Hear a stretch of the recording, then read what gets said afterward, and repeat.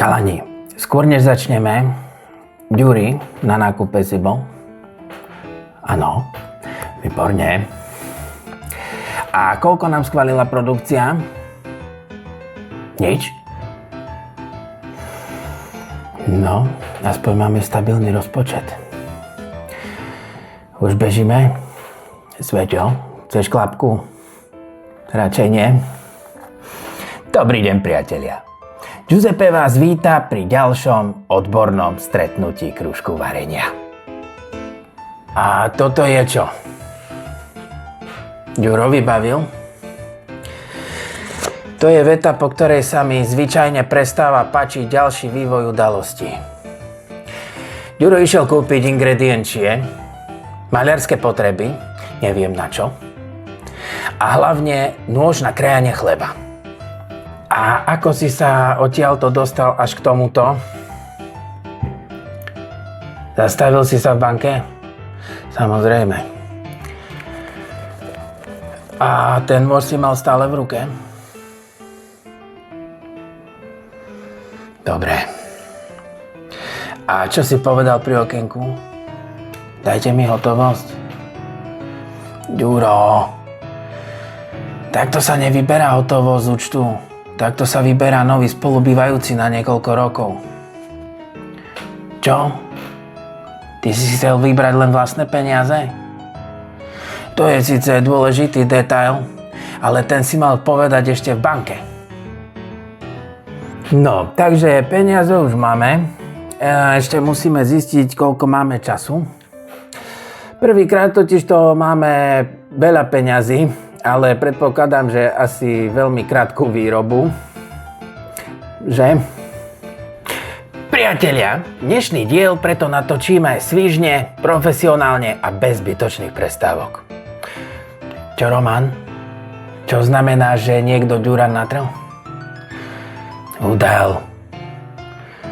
Dnes robíme natierku, to tematicky sedí. Právne, ale už trošku menej. Ak sa dnes budeme musieť na chvíľu s Ďurom rozlúčiť, berme to pozitívne. Aspoň si spraví maľarský kurz, keď už chcel dnes natierať kuchyňu a nie chleba, že? Nepodmienečne. Chcel som povedať neodkladne. Vidím a aj cítim, že profesionálna únava pokračuje. Prisadnite si ku nám, kým ešte môžeme všetci. Ďuri si pripraví vysvetlenie a my zatiaľ poďme na rubriku diváckych otázok, ktorú pre nás pripravil opäť Michal. Takže poďme, otázka číslo 1 je od Peťa z Prievidze. Giuseppe, čo urobíte, keď sa recept nepodarí? Milý Peťo, skrátka ho premenujem. Od tej chvíle sa automaticky stáva regionálnou špecialitou. Otázka číslo 2 je od Márie z Košic. Giuseppe, varíte niekedy aj podľa receptu? Milá Mária, samozrejme. Najprv si ho prečítame, aby sme presne vedeli, čo ignorovať.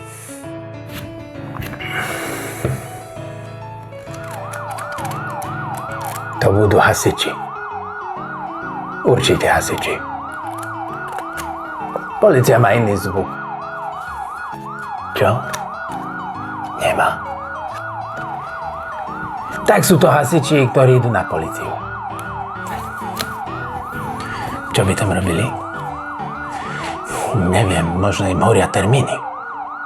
Alebo majú nejaký horúci prípad. S nami to v každom prípade určite nesúvisí. Ďuro, pokoj. Keby sa pýtali na ten nožík, povedz im, že si len prišiel do banky odkrojiť zo svojich úspor. To zaberie. Možno. Dnes si pripravíme pravú domácu natierku. Jednoduché jedlo, pri ktorom je najdôležitejšie vedieť, čo sa natiera. Že, Ďuri? A koho radšej nenatrieť? Syrovo-cesnaková natierka je rýchla, výrazná a na rozdiel od Ďura aj úplne legálna. A ako bonus vám pripraví ešte aj množstvo osobného priestoru. Ten bude mať aj Ďuro. Presne vymeraný. Poďme na ingrediencie. 200 g smotanového syra, 100 g strúhaného syra, 1 lyžička kyslej smotany, 2 stručiky cesnaku, soľ a čierne korenie. Syr, smotanu a cesnak zmiešame, osolíme, dokoreníme a natierku máme hotovú. Hotovú natierame na chlieb a môžeme podávať. Celý recept a spis možno nájdete na čovariť.sk. Čo, Ďuro? Ty už radšej nič nepodávaj. Za chvíľu budeme musieť podávať vysvetlenie asi všetci. Recept je týmto uzavretý. Ďakujeme, že ste si dnes prisadli. S pozdravom, váš Giuseppe Pene. Chalani, skôr než začneme, to by som kto dal. To, že som matadorský kuchár, ešte neznamená, že tu budem prezúvať celý štát.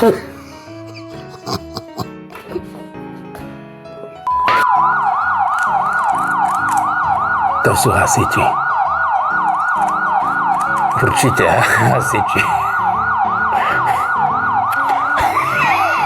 No. Dovidenia. Sveťo, chceš klapku? Čo? Ešte čakáš na vyšetrenia?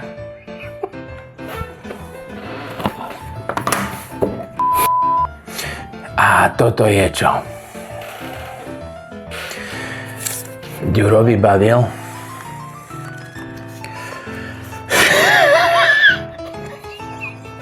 Nemohol by aj pre mňa?